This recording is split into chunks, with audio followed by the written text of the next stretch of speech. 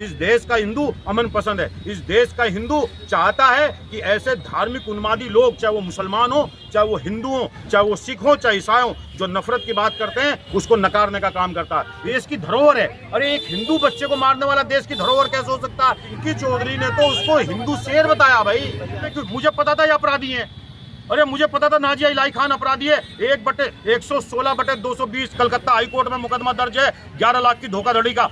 सुनो, जितने ये मुसलमान कलावे बांध रहे हैं, जितने मुसलमान जो है तिलक लगा रहे हैं, जितने मुसलमान भगवा पहन करके इस्लाम को गाली बक रहे हैं, ये सब अपराधी हैं। जनता पार्टी कभी महिला का सम्मान नहीं कर सकती, क्योंकि इसलिए नहीं कर सकती कि आरएसएस में महिला प्रतिबंध है। और भारतीय जनता पार्टी ने अपने राष्ट्रीय अध्यक्ष आज तक महिला नहीं बनाई, आरएसएस ने महिला नहीं बनाई, और ये भारतीय जनता पार्टी के जितने लोग हैं महिलाओं के बगैर रहते हैं। और महिलाओं को सम्मान वही कर सकता है जो अपने घर में महिला को रख करके उसकी इज्जत दे।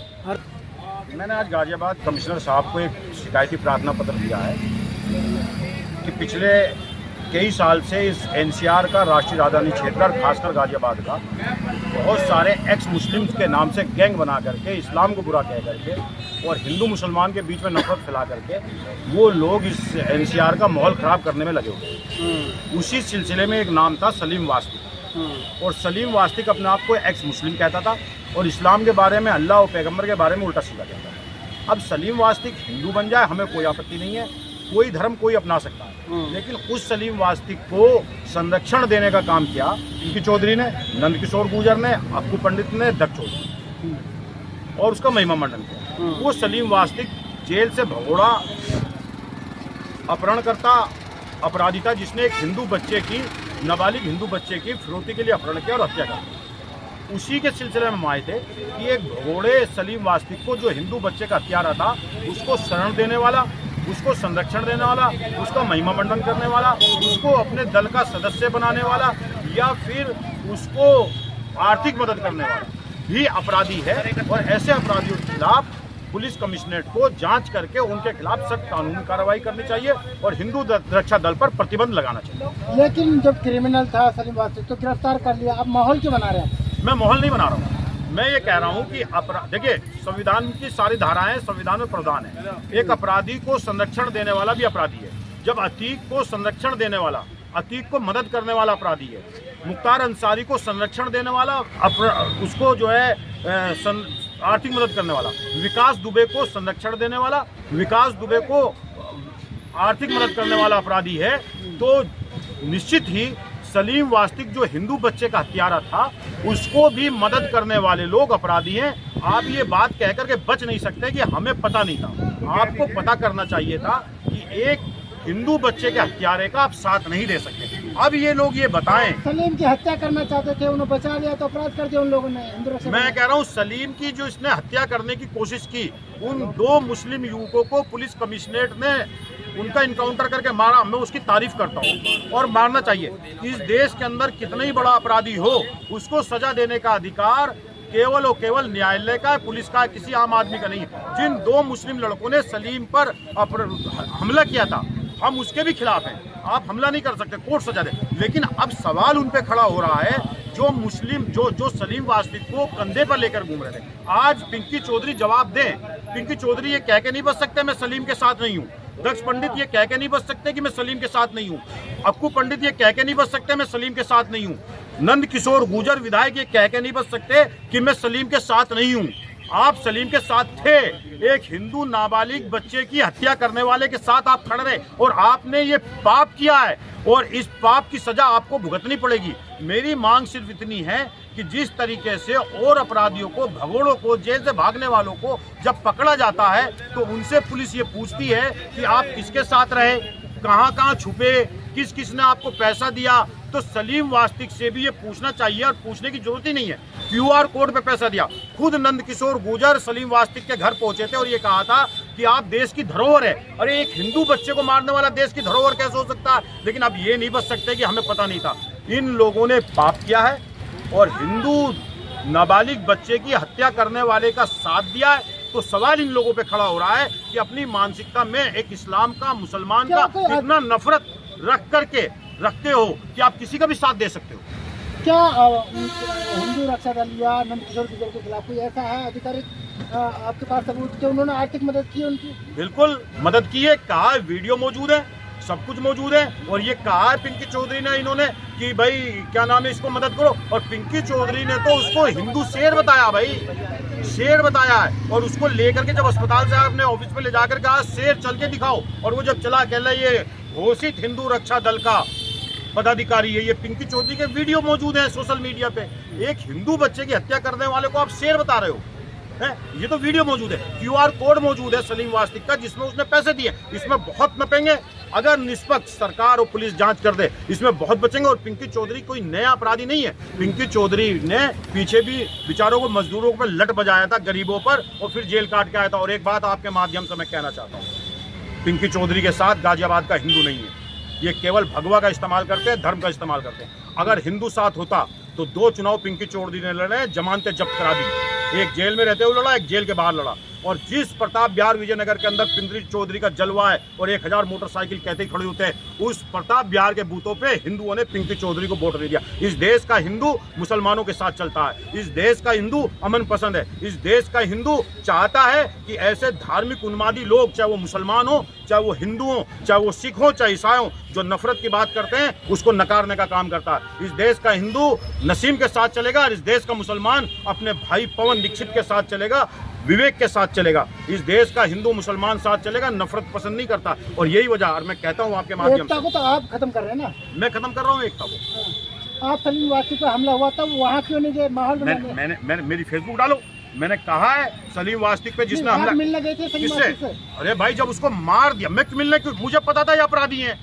अरे मुझे पता था नाजिया इलाही खान अपराधी है। 1/116/220 कलकत्ता हाईकोर्ट में मुकदमा दर्ज है 11 लाख की धोखाधड़ी का। सुनो, जितने ये मुसलमान कलावे बांध रहे हैं, जितने मुसलमान जो है तिलक लगा रहे हैं, जितने मुसलमान भगवा पहन करके इस्लाम को गाली बक रहे हैं, ये सब अपराधी हैं।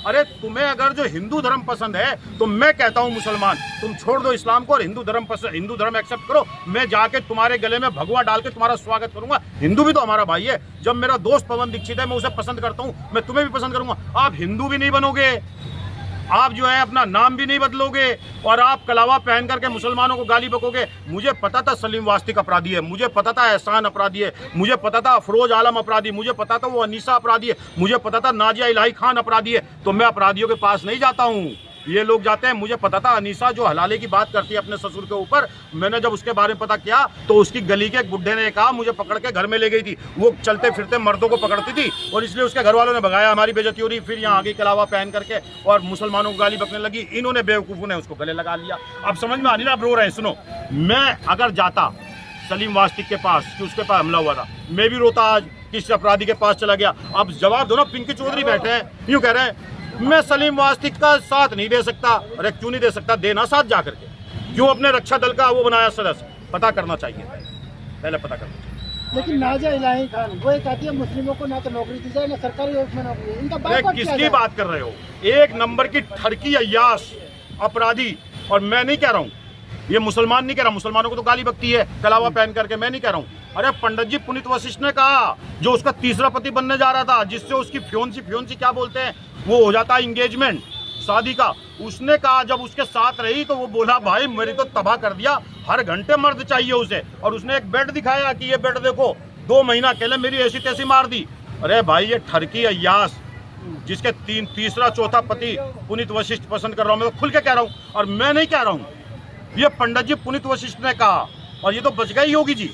योगी जी कह रही थी कि कौन सा जिस दिन 6 दिसंबर था, योगी जी मेरा कन्यादान करेंगे। अच्छा हुआ, हमारे मुख्यमंत्री योगी जी माननीय, हमें भी बुरा लगता कि एक ऐसी लड़की का जिससे उसका मंगेतर बन रहा, वही उस पर आरोप लगा रहा, उसका भी कन्यादान अगर जो कर देते तो हमारे मुख्यमंत्री हैं योगी जी, तो हमें भी बुरा लगता। ये तो बच गए योगी जी जो कन्यादान नहीं कर पाए, समझदार निकले। LIU ने रिपोर्ट दे दी कि एक नंबर की ठरकी अय्यास महिला है।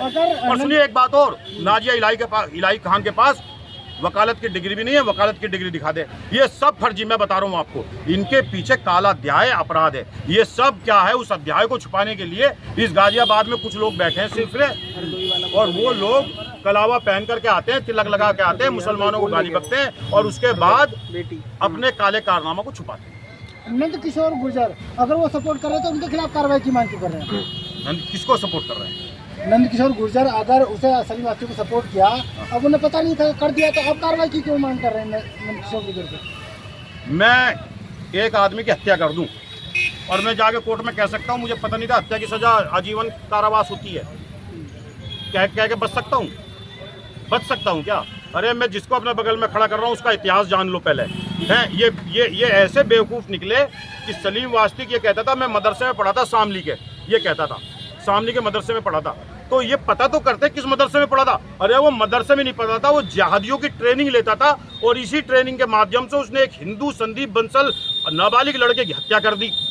ये पता करना था ना, कोई बच सकता। मैं चलो अभी आपकी बात मान लेता हूँ, यहाँ कोई मौलाना मिल जाए और वो लश्कर तैयबा का आतंकवादी हो और मैं उसके साथ गाड़ियों में घूमता हूँ, मुझे ना पता हो, और वो पकड़ा जाए तो क्या मैं बच सकता हूँ?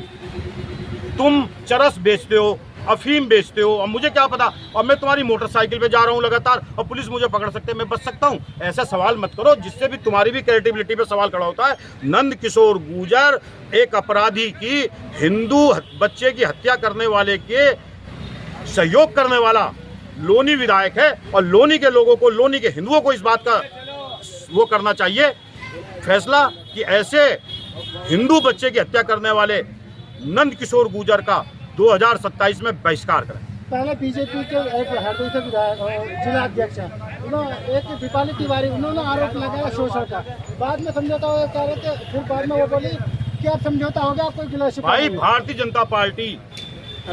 भारतीय जनता पार्टी ऐसे व्यक्तियों से भरी पड़ी जो महिलाओं का शोषण करते हैं। और ये हरदोई वाले जो आए पंडित जी, और जिसने महिला ने आरोप लगाया कि जिला उपाध्यक्ष बना दूंगा, तुम मेरे साथ हम बिस्तरी कर लो, उसी महिला ने कहा।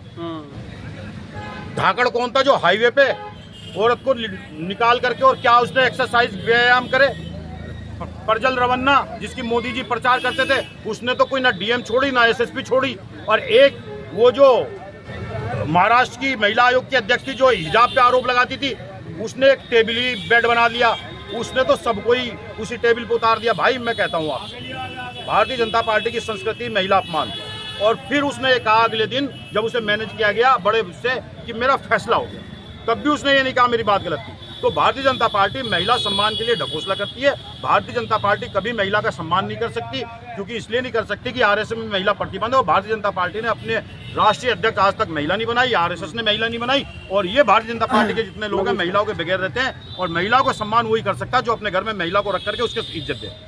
देखिए, पूरे प्रदेश में गुंडाराज है, अफरा तफरी मची है, पूरे प्रदेश में दलितों के साथ अन्याय, मुस्लिमों के साथ अन्याय, ब्राह्मणों के साथ अन्याय, हर वर्ग पीड़ित है। और इसीलिए माननीय अखिलेश यादव जी ने पीडीए बनाया है। वो अगड़ों में भी पीडीए है, फॉरवर्ड बैकवर्ड में भी पीडीए है, दलित में भी पीडीए है, मुसलमानों में पीडीए है। जो भी पीडीए है, समाजवादी पार्टी के अध्यक्ष आदरणीय अखिलेश यादव जी और उनके नेतृत्व में समाजवादी पार्टी का एक कार्यकर्ता पीड़ित के साथ खड़ा हुआ। देश की हालत खराब है, देश में महंगाई बढ़ती जा रही है, अपहरण बढ़ते जा रहे हैं, हत्या बढ़ती जा रही है, फिरौती बढ़ती जा रही है। और आपके कविनगर में अभी 4 दिन पहले एक महिला की चेन टूट के ले गए, एक महिला के कुंडल टूट के ले गए, कई महिलाओं के हत्याएं हुई। और ऐसे ही दलित में हरदोई के अंदर हुई, कुंभा हुई।